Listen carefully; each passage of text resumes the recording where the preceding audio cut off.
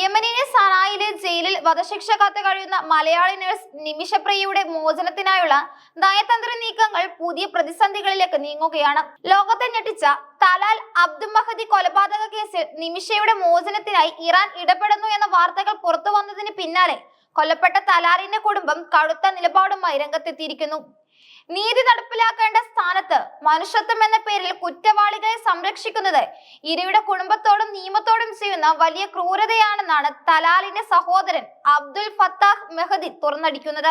Iran വിദേശകാര്യമന്ത്രി Abbas അരഗജിയോട് ഫേസ്ബുക്കിലൂടെ അബ്ദുൽ ഫത്താഹ് ഉയർത്തിയ ചോദ്യങ്ങൾ നിമിഷപ്രിയയുടെ മോചനത്തിന് വേണ്ടി പ്രാർത്ഥനയോടെ കാത്തിരിക്കുന്ന മലയാളികളെയും ഇന്ത്യൻ ഭരണകൂടത്തെയും ഒരുപോലെ ആശങ്കയിലാഴ്ത്തുന്നതാണ്.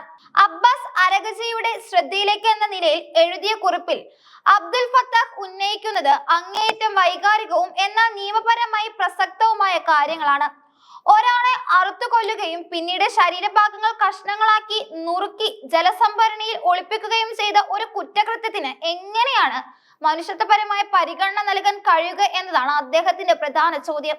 ഇത്തരമൊരു സംഭവം ഇറാനിലാണ് നടന്നതെങ്കിൽ അവിടുത്തെ സർക്കാർ ഇതേ നിലപാട് സ്വീകരിക്കുമായിരുന്നോ എന്നാണ് അദ്ദേഹം ചോദിക്കുന്നത്.